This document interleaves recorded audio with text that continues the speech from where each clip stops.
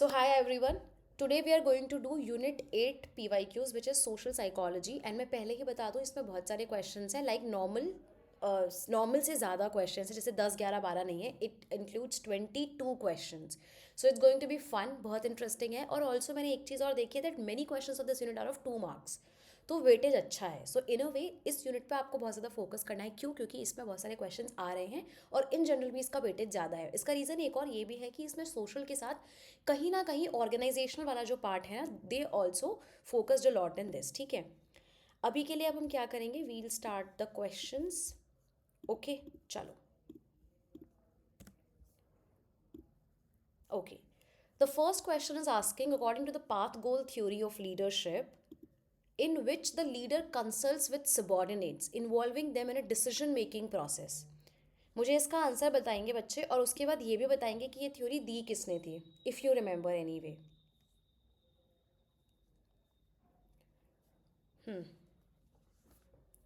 And I want answers कि आप quickly quickly दो ताकि हम जल्दी जल्दी चल सके आगे, because as I mention again that there are so many question, so we'll quickly reply. Okay, हाँ. ओके, अभी किसने आंसर नहीं दिया कि किसने दिया था या दे दिया, मैंने मिस कर दिया. Who has given this? I want the name. Guys, we have so many students, only 3 answers for this question. Why so? इतना तो मुश्किल नहीं है ये. चलो ठीक है, एनीबडी डू रिमेंबर, किसी को याद है that who has given this?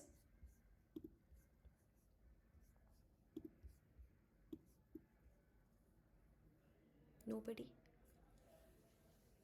पढ़ना स्टार्ट नहीं किया social psychology. I told you to remember, I told you to learn. चलो ठीक है, it was actually given by Hersey and Blanchard, जिसमें हमने वो ग्राफ नहीं पढ़ा था 4 कॉलम्स वाला. You talking about that. So participative is a person जो क्या करते हैं, जो उनसे लीडर कंसल्ट करते हैं अपने सबॉर्डिनेट्स के साथ, मतलब जो उनसे नीचे हैं उनसे, एंड उनको भी वो डिसीजन मेकिंग में पार्ट लेते हैं. डायरेक्टिव तो क्या होते हैं, जो अपनी तरफ से बोलते हैं तुमको ये करना है, you have to do it, there is no choice about it. Supportive will support you in a way that they will give you the emotional support and nothing like this consulting and everything. And achievement oriented is or focused to achievement and to achieve something. It has nothing to do here. So the answer for this is participative because they are letting them participate in the thing. अभी याद आया सबको? Yes, no, quickly. Okay. Question number 2. Most people tend not to consider the situational factors while judging others' behavior because of what? It's an MCQ, 1 marker question. This was also a 1 marker question, okay? Chalo. Most of the people do not consider the situational factors while judging others' behavior. दूसरों का behavior जब वो judge करते हैं, others' behavior is important here. उस time पर वो situational factors को नहीं देखते हैं. So what they are doing? I'll give you 10 seconds for this.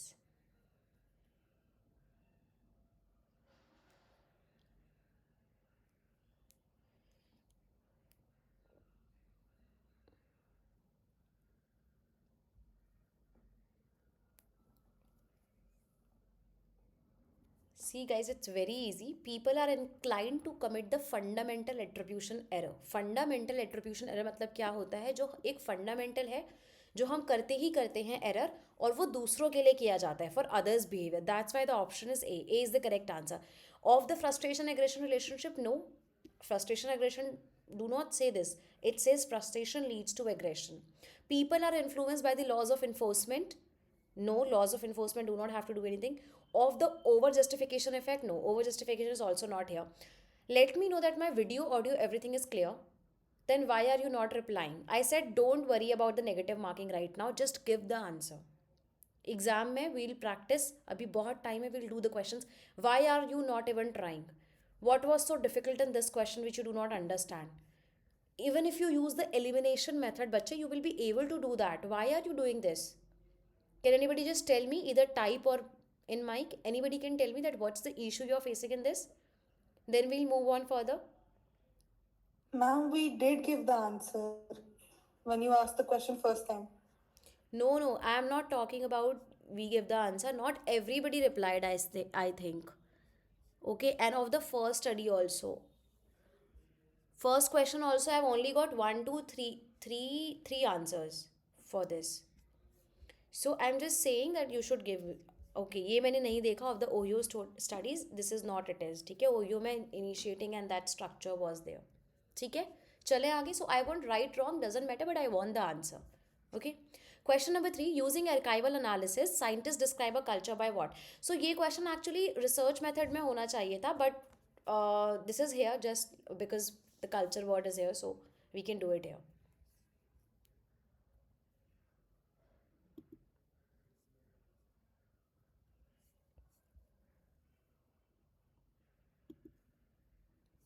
It's an MCQ.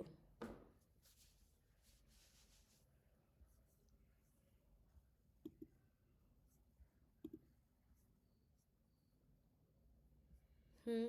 ठीक है, is correct actually. Examining the documents like magazines, diaries and newspapers is important here. Okay. बाकी surveying the representative sample of memory, this cannot be like surveying is not enough. Observing of the behavior is also not there because we are talking about archival analysis. So archival में हम present में interview, present में observation and present में comparison नहीं कर सकते. Question number 4, which of the following is a characteristic of a group structure in an organizational context?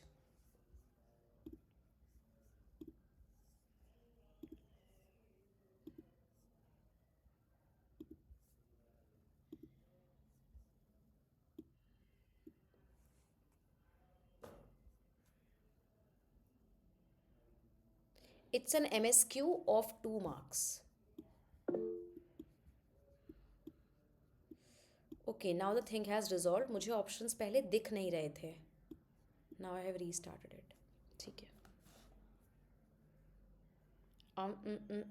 हाँ, so this I taught you in the last class. तो इसमें क्या है basically? You have 4 things. एक बार PPT आप देख लेना if you do not remember. But they have task oriented goal about what they have to do. Socio emotional role was there. Okay, about basically again the kind of leadership which is there. Prescriptive norms comes under the norms, and monitoring do not has to do anything. So A, B and C are the correct answer for this. And again it's a 2021 का paper, so मतलब not mandatory कि अभी दोबारा से आपको ऐसे organisation से related questions आए इन deep, but okay, this is the question from the oldest paper. Question number 5, which of the following statement is true about personal space.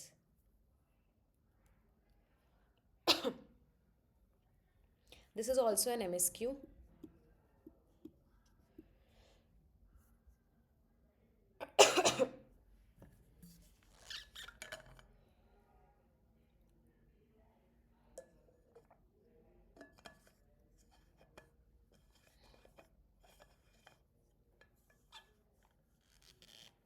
Don't choose D, guys.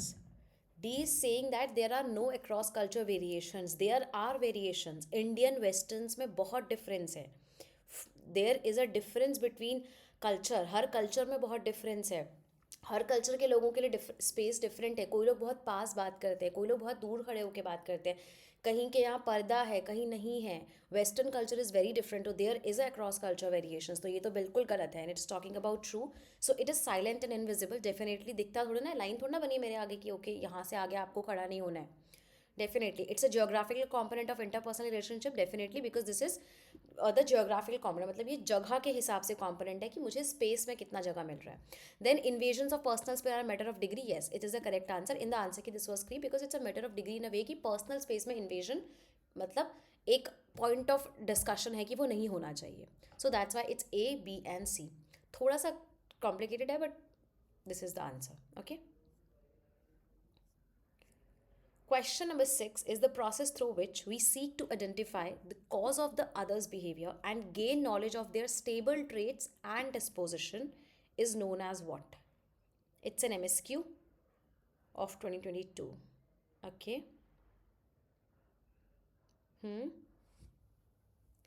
ठीक है, very good guys. It's attribution. Direct definition दी हुई है, no more like घुमाई फिराई, direct question. Question number 7, I can do no wrong but you can do no right refers to what? MCQ again.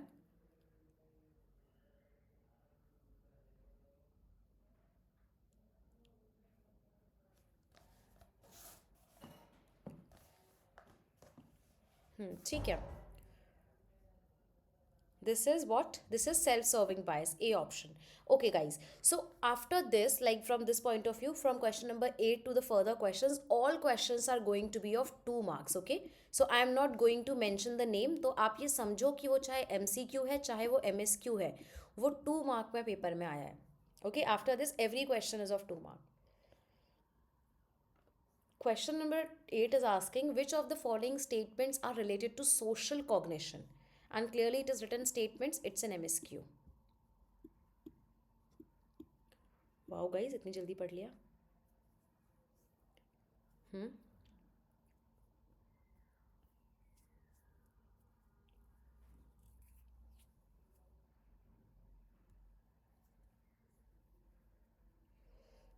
How individuals interpret analyse remember and use information about social world, बिल्कुल सही है.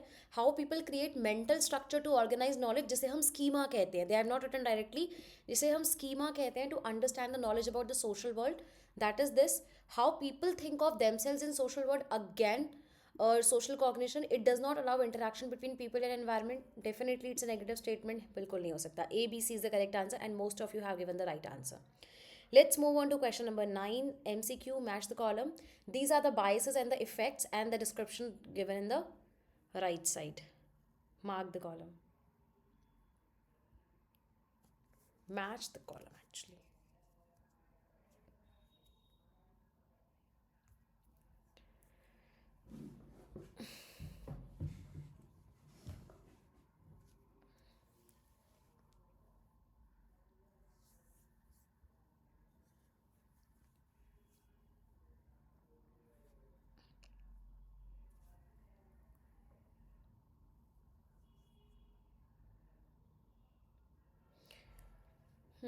ठीक है.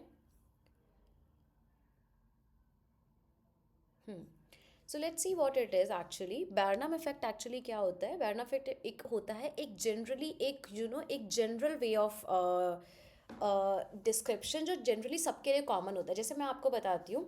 For example, if you will say that ma'am tell me something about myself, जैसे लोग बोलते हैं ना मेरा माइंड रीड करो. And if you will tell them you are very hard working, you are very nice, you are very good to other people, but people don't respect you, people don't understand your presence, you always do good for others but they do not give you in the return back. Do you think you are going to disagree with this?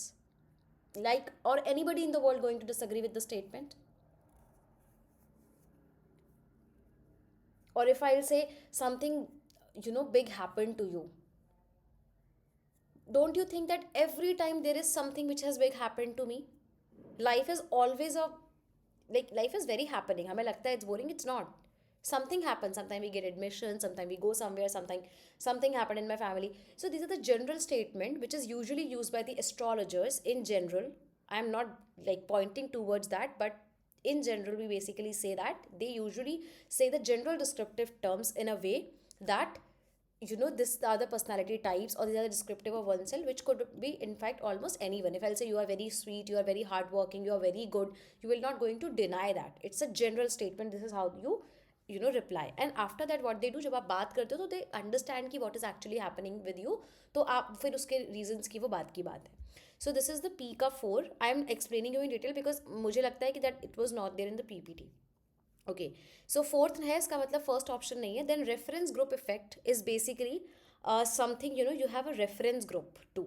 For example, the tendency to rate one oneself to one social and the cultural group.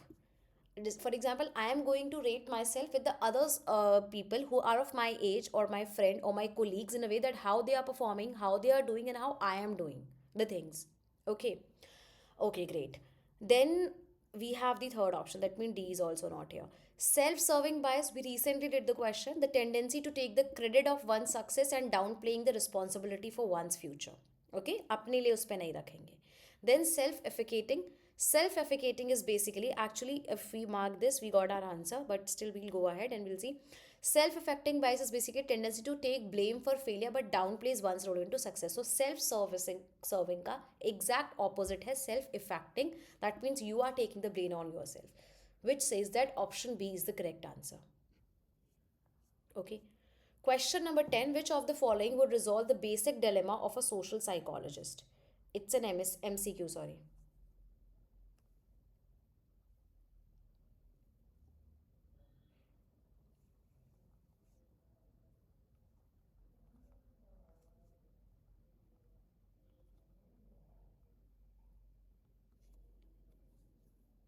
Babu MCQ है, क्या कर रहे हो? MCQ है. Why are you choosing multiple options?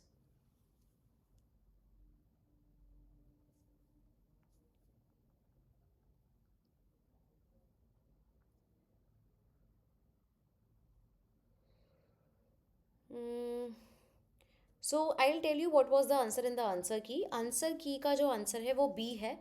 देखो, conducting carefully design experimental with higher internal validity का कोई फायदा नहीं है, बिकॉज हमने ये चीज़ पढ़ी है कि इंटरनल वैलिडिटी तो है वो कॉज एंड इफेक्ट बता रही है, बट हमें सोशल साइकोलॉजिस्ट के पॉइंट ऑफ व्यू से देखना है. तो इकोलॉजिकल या एक्सटर्नल वैलिडिटी इंपॉर्टेंट होगी. ठीक है. तो इन अ वे ए ऑप्शन तो नहीं होगा, A option will not be correct. So by replicating experiments and conducting some new experiments, पुराने एक्सपेरिमेंट को रेप्लिकेट करना और नए एक्सपेरिमेंट को करना जिसकी इंटरनल वैलिडिटी और एक्सटर्नल वैलिडिटी भी ज़्यादा हो, ये करेक्ट ऑप्शन है. B is the correct option. Conducting research exclusively in the field, नहीं, ऐसा नहीं है. देखो क्या होता है ना, you have to understand that हर चीज़ फील्ड में नहीं होगी ना. सोशल साइकोलॉजिस्ट है तो कुछ चीज़ें आप बंद कमरे में भी सोच सकते हो कि लोग क्या सोचेंगे. So you have to do in that way and conducting applied other than basic research. Definitely ऐसा भी नहीं है. दो बेसिक डिलेमा है वो इससे होगा, क्योंकि उससे पता चल जाएगा कि इंटरनल वैलिडिटी क्या आ रही है और एक्सटर्नल क्या आ रही है. मैं एक चीज़ आपको बताती हूँ.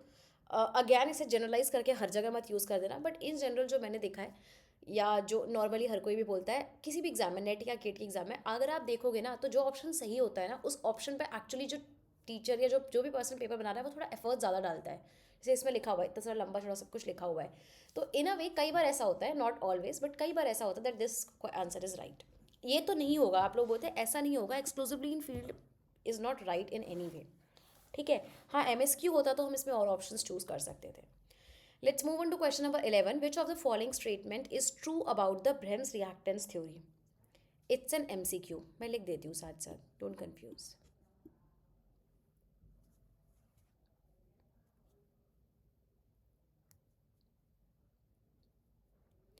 हमने ये किया था and I told you example also.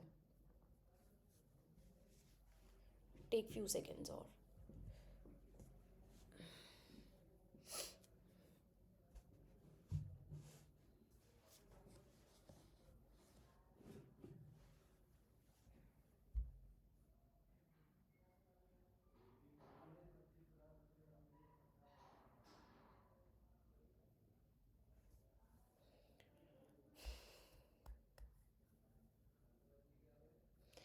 Okay, so reactance theory क्या होती है? रिएक्टेंस थ्योरी होती है कि जब आपसे कोई कुछ बोलता है ना नहीं करने के लिए, तो उसके रिप्लाई में जब आप एक आंसर बताते हो उन्हें, या आपके मन में एक इच्छा होती है कि कैसे बोल दिया इसने ये चीज़.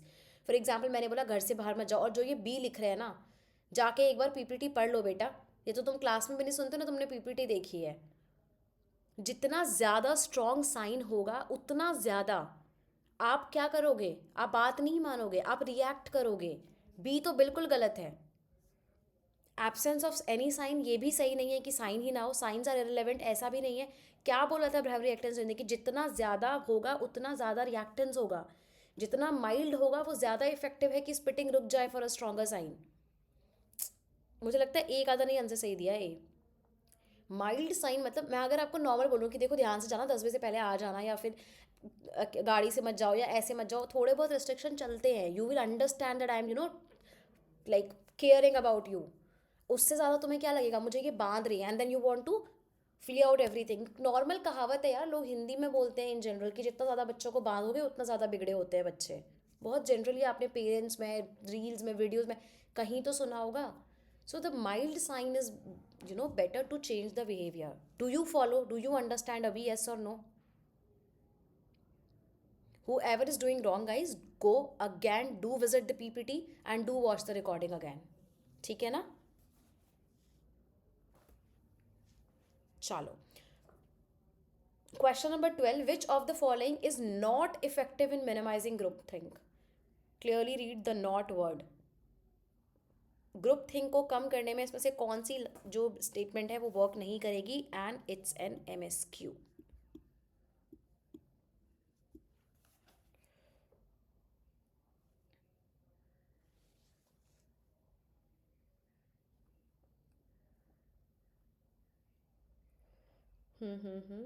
ठीक है, I am almost getting the right answers.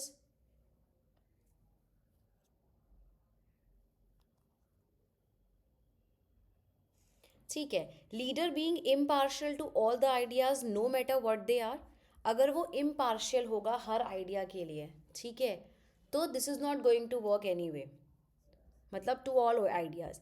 Leader reminding the team that everyone will be responsible for the decision of the group, ये बिल्कुल सही है। लीडर उसको ये बोलेगा कि भाई हर कोई रिस्पॉन्सिबल है इस चीज़ के लिए, तो वो क्या करेगा, वो काम अच्छे से करेगा, right. The leader taking all the decisions on behalf of the group,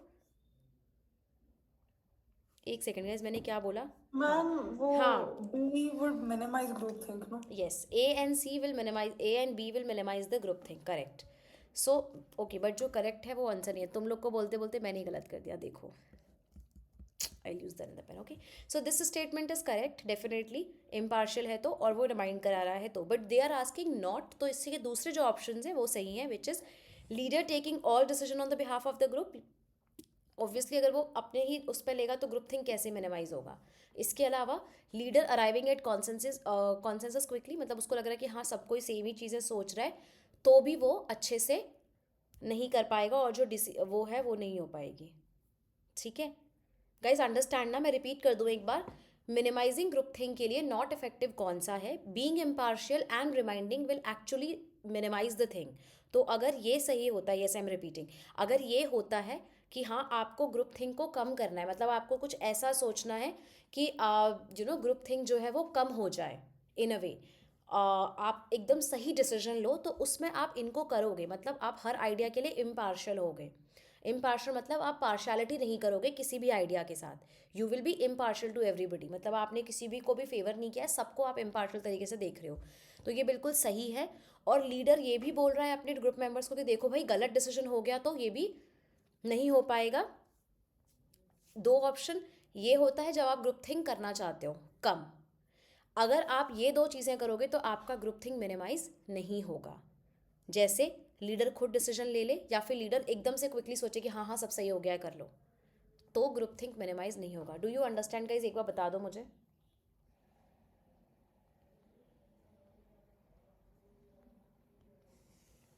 ठीक है guys, I am so sorry for this. चलो, question number 13, which of the following describe the organisational commitment. Organisational commitment की अगर हम बात करते हैं तो क्या होगा?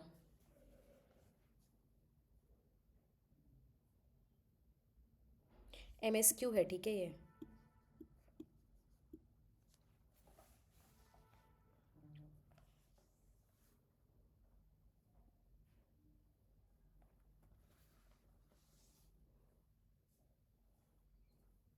हम्म, हाँ ठीक है। देखो, a strong desire to be the member of organisation, क्योंकि आप कमिटेड हो ऑर्गेनाइजेशन के लिए, आपके ऊपर हाई लेवल ऑफ एफर्ट है on the behalf of organisation, क्योंकि आप एफर्ट लेना चाहते हो, आप विलिंगनेस हो उस चीज़ के लिए। Yes yes correct. Then a definite belief in an acceptance of values and goal of organisation, की ऑर्गेनाइजेशन और जो वैल्यूज गोल्स है वो बिल्कुल सही सोच रहे हैं मेरे लिए, ये भी सही है।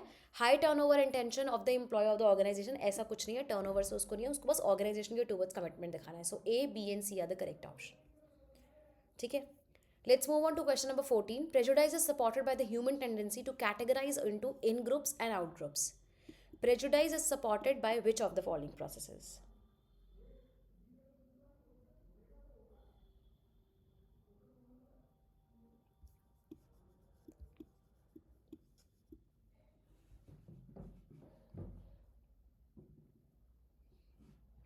Hmm, ठीक है।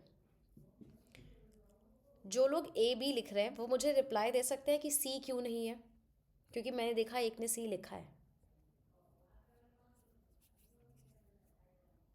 Anybody of you can type or can say.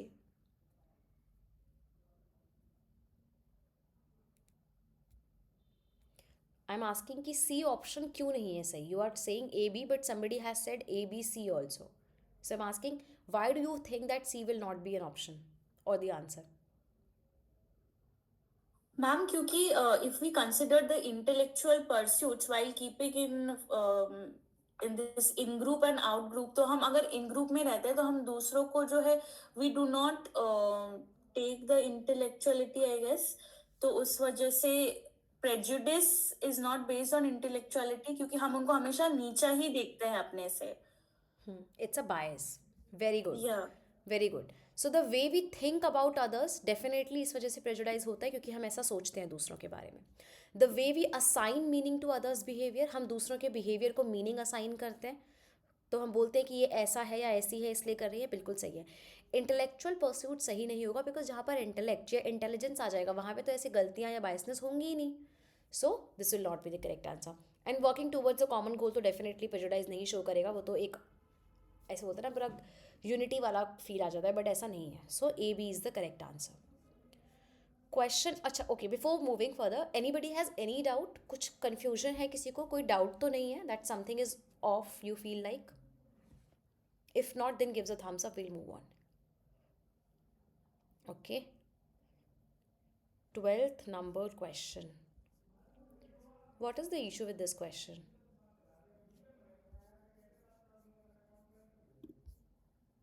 Okay, let's just understand it once again. ठीक है? What is the thing with the answer? एक बार quickly I'll repeat it once again for everybody so that maybe it will be more clear. Okay? और तो कोई doubt नहीं है ना? यही क्वेश्चन था ना बस? क्वेश्चन 12, हाँ. सी इज फॉर द नहीं, सी बदता, C is not for the stereotypes बेटा. सी इंटेलेक्चुअल वाला है. अब तो आपको समझ आ गया होगा ना वो. Okay, I tell you. So it is asking about that which is not effective in minimising the groupthink. Groupthink को मिनिमाइज करने में कौन सा हेल्प नहीं करता है? तो पहले हम ये बात करते हैं ग्रुप थिंक होता क्या है. ग्रुप थिंक क्या होता है? जब एक पूरा ग्रुप एक पर्टिकुलर डिसीजन पे आ जाता है और वो पूरे ग्रुप सोच लेता है कि हाँ ये है. And this is basically taken in like मतलब सब लोग उसको माने या ना माने वो डिसीजन ले लिया जाता है इन अ वे. उसमें आपका रिस्की शिफ्ट भी हो सकता है या जो कॉशियस शिफ्ट है वो भी हो सकता है. ठीक है, वो जो भी चीज़ है. अब उसके बाद प्रॉब्लम ये आती है कि ग्रुप थिंक सही नहीं होगा ना, बिकॉज अगर ग्रुप थिंक है तो वो प्रॉब्लम है, वो एक प्रॉब्लमेटिक चीज़ है, वो सही नहीं है. अगर हम लोग मिलके एक अच्छे डिसीजन में आए कि ओके मैम हम इस दिन MCQs करेंगे, हम इस दिन PYQs करेंगे और ऐसे हम पेपर को क्लियर करेंगे तो अच्छी बात है. बट अगर हम एक ग्रुप थिंक करते हैं तो वो गलत है. उसमें देखो हमेशा एक ग्रुप में एक लीडर होता है. तो अगर एक लीडर इम्पार्शियल होगा हर किसी के आइडिया के लिए, मतलब मैं तुम सबका आइडिया इंडिविजुअली सुनूंगी और किसी के लिए भी पार्शियलिटी नहीं दिखाऊंगी that you are my favourite student तो आपके आइडिया को मैं फेवर कर रही हूँ, पर मैं ऐसा नहीं कर रही, मैं इम्पार्शियल कर रही हूँ. तो इस वजह से क्या होगा, ग्रुप थिंक मिनिमाइज हो जाएगा क्योंकि मैं सबकी बात बराबर सुन रही हूँ. मैं सबको ये रिमाइंड करा रही हूँ कि कोई भी गलती अगर हुई हमारे ग्रुप के एंड में तो इसके लिए तुम सब रिस्पॉन्सिबल हो. इससे भी मेरा ग्रुप थिंक कम हो जाएगा. क्यों? क्योंकि लोग बोलेंगे कि मैम पता है ऐसा ना गलत लग रहा है, ये कर सकते हैं हम, क्योंकि मैंने बोला ना कि तुम सब रिस्पॉन्सिबल हो. अगर मैं रिस्पॉन्सिबिलिटी उनको दूंगी ही नहीं तो वो सोचेंगे हाँ हाँ मैम जो मर करना है कर लो. तो ये दोनों चीज़ें, ये स्ट्रैटेजीज हैं to reduce the groupthink. लेकिन जो सी और डी हैं ये एक ऐसी चीज़ें हैं जिनकी वजह से ग्रुप थिंक कम नहीं होगा, बढ़ेगा. और यही चीज़ क्वेश्चन में पूछी है. क्वेश्चन में पूछी है नॉट इफेक्टिव, इसका मतलब हमें ऐसा बताना है जिससे कि ग्रुप थिंक बढ़े. जैसे कि leader taking behalf of the group, मैंने बोल दिया इस दिन MCQ इस दिन PYQ, दैट्स इट डन. मैं किसी की सुन ही नहीं रही. आई एम नॉट अंडरस्टैंडिंग कि बच्चे पढ़ पाएंगे, रिवाइज कर पाएंगे, नहीं कर पाएंगे, क्या कर पाएंगे. एक प्रॉब्लम. दूसरा, मैं कंसेंसस पे आ जा रही हूँ क्विकली. आई एम थिंकिंग कि हाँ सबको यही लगता है, सब सही सोच रहा है. Everybody is what I am thinking. सब लोग वही सोच रहे हैं जो मैं सोच रही हूँ. दैट्स वाई ये ऑप्शन भी इसमें नहीं होगा for the minimising group thing but increasing it. But क्योंकि क्वेश्चन में नॉट इफेक्टिव पूछा है तो हम C एंड D को करेंगे. अगर क्वेश्चन में इफेक्टिव पूछा होता तो हम A एंड B को करेक्ट करते, जो मैं पहले गलती कर रही थी. Understood? Is it better now? Okay, you can watch the recording again also for this and for class also if you feel anything. और किसी को कुछ नहीं पूछना था? Can we move on? चलो quickly move on to question number 15. Again a question of group think, that which are the characteristic of a group thing.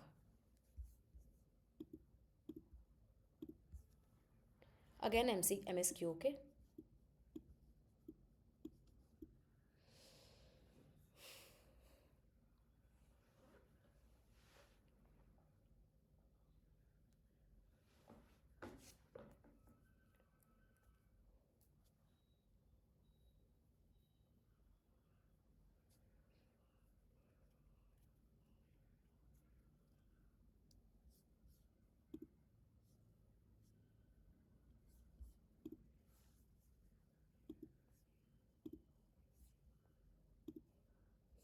So there is excessive optimism and risk taking. ये बिल्कुल सही है. बहुत ज़्यादा optimistically सोचते हैं कि हाँ हाँ बिल्कुल सही है, मैंने जो सोचा है सही होगा.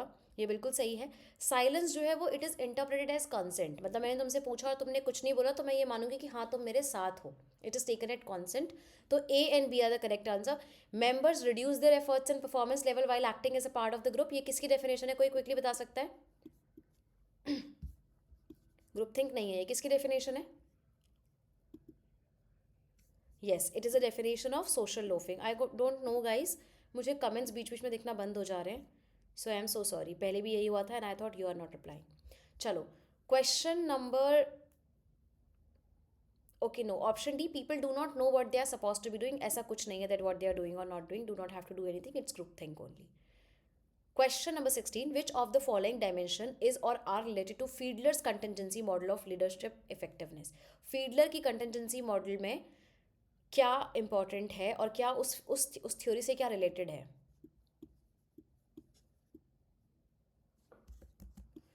I'll open the chat guys, I'm not able to see the answers.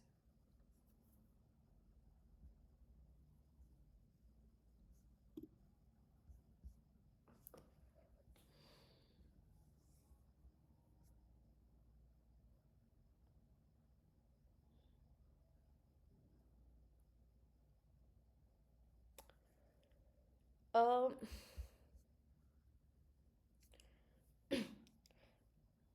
guys quickly.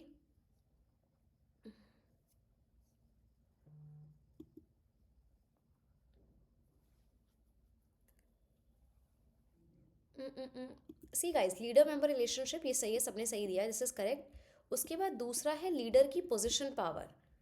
Definitely हमने पढ़ा था ना, मैंने बताया था आपको कि पोजीशन के हिसाब से क्या पावर है मेरे पास वो डिपेंड करता है। लीडर की पर्सनल पावर से कोई फर्क नहीं पड़ता, पोजीशन की पावर होती है किसी भी लीडर के पास।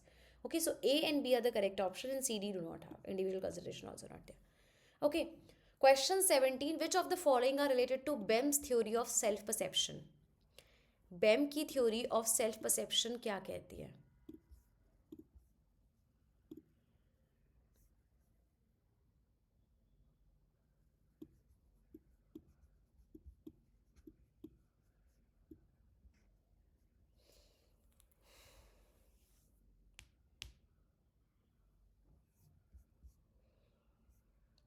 It starts with development of one's basic self concept. No. Behavior is a source of knowledge. Yes. हमने क्या कहा था? क्योंकि मैं साइकोलॉजी पढ़ रही हूँ, इसका मतलब मुझे शायद साइकोलॉजी पसंद है। ठीक है। It is related to attitude formation. Yes, उसके बाद जो बिहेवियर होता है उससे मेरा एटीट्यूड बन जाता है। It suggest the people change their attitude because of the behaviour. Yes, मुझे लगता है कि अगर ऐसा है या ऐसा एटीट्यूड है या बिहेवियर है तो हम उसको चेंज भी कर लेते हैं। मतलब जो भी चीज़ें होती है वो बिहेवियर की वजह से होती है। इंपॉर्टेंट चीज़ यहाँ पे ये है, सेल्फ परसेप्शन जो बनता है वो बनता बिहेवियर की वजह से। ठीक है। Okay, question number 18 is an MSQ. Okay, I'll read for you. An investigator approached the college students who initially believed that water should be purified and asked them to compose and recite a videotaped speech against the use of water purifiers.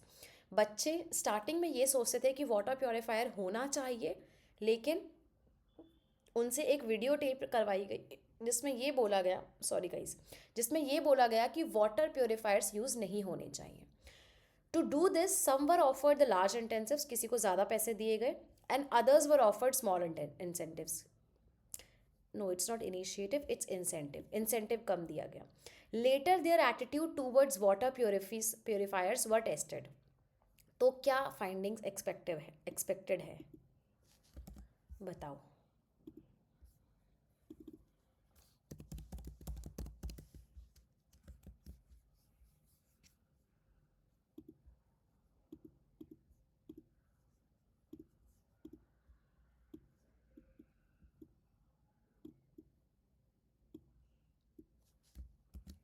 Yes, good guys, it's correct, it's A only, कि जितना छोटा incentive है, जितना smaller incentive है, उतना ज़्यादा attitude change है। It's exactly same experiment which Festinger has done, बस उन्होंने गेम के लिए किया and they have did it for this purifier thing. Okay, so छोटा इंसेंटिव और ज़्यादा चेंज, दो ये MSQ है but only A option is correct.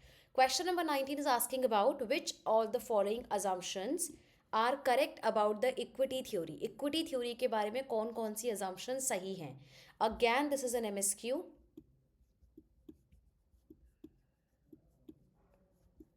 Equity theory के बारे में कौन कौन सी अजम्पशन सही हैं?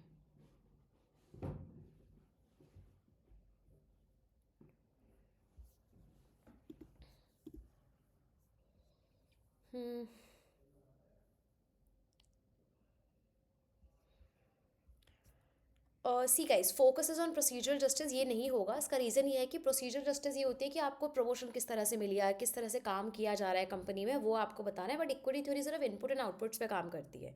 तो motion is influence by relative and absolute rewards, ये सही है बिकॉज आप ये देखते हो कि मेरा और सामने वाले के रिवॉर्ड में क्या अंतर है, काम मैं भी उतना कर रहा हूँ या कर रही हूँ, उसको कितना मिल रहा है। Referent is the other inside, ये बिल्कुल सही है। आप अगर ध्यान से उसमें देखो तो उसमें ये लिखा हुआ है कि रेफरेंट अदर हो सकता है, इनसाइड हो सकता है, एनीथिंग कैन बी देयर। दूसरी कंपनी का, अपनी कंपनी का दूसरा काम, अपना इंसान हो सकता है। एक बार PPT जो भी टॉक है वो पढ़ लेना एक बारी, उसमें आपको दिख जाएगा।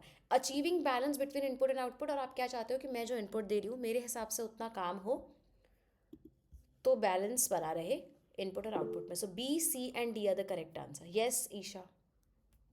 मैम ये referent is the other inside का मतलब?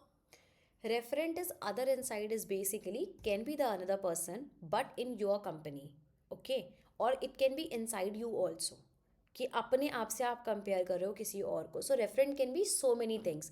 मैं अपने आप से कंपेयर कर रही हूँ किसी और को, अपनी कंपनी के किसी पर्सन से कर रही हूँ, किसी और की कंपनी के किसी और पर्सन से कर रही हूँ। Okay, so there are so many things which are there, और सब चीज़ें वहाँ पे मैंशनड है डॉक में, एक बार आप जाके देख लेना। सो द आंसर की says B, C and D, correct. Follow. चलो great. Question 2, according to over justification effect which of the following consequences would be true for students who freely choose to study psychology if marks are given for the attendance? क्या होगा according to over justification effect?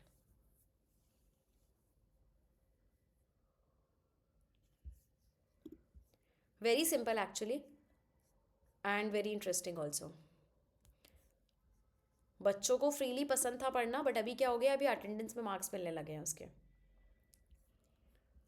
I got 2 answers and तीनों अलग अलग, C, B, A।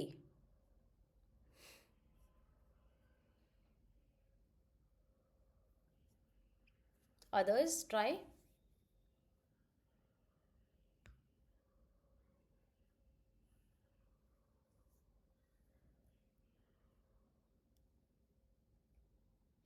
Okay guys, तो over justification हम बोलते हैं कि एक्सटर्नल इफेक्ट्स, एक्सटर्नल रिवॉर्ड्स के बाद क्या होता है, आपका इंटरेस्ट जो है वो कम हो जाता है। सो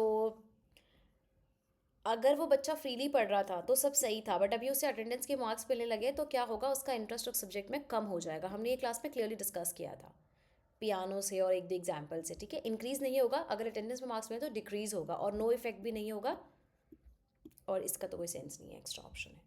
क्लियर है? कोई डाउट तो नहीं है? Question 21, which of the following is a components of theory of mind? Theory of mind के क्या कॉम्पोनेंट्स हो सकते हैं?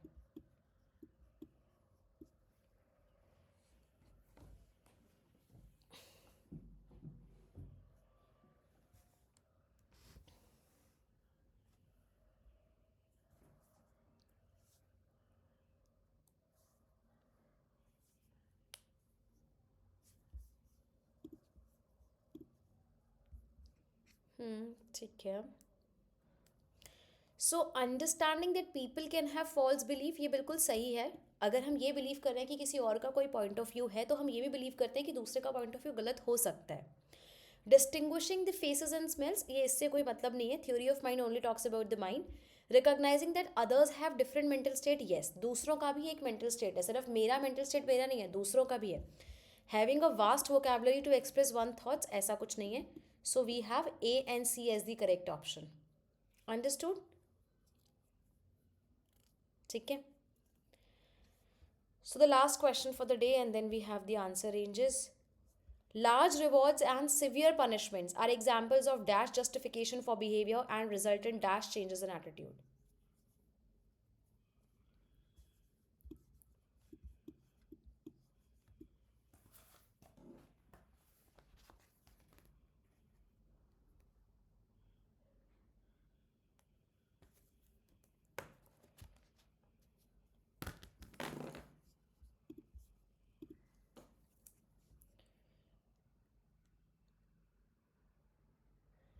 क्या कर रहे हो बच्चा पार्टी? देखो, large rewards and severe punishments, मतलब बहुत ज़्यादा रिवॉर्ड मिल रहा है, बहुत ज़्यादा मिल रहा है, मतलब गिफ्ट्स या पनिशमेंट जो भी है वो ज़्यादा मिल रहा है, तो डेफिनेटली इंटरनल तो नहीं है ना, रिवॉर्ड्स और पनिशमेंट दोनों एक्सटर्नल हैं, इस बात से एग्री करते हैं सब।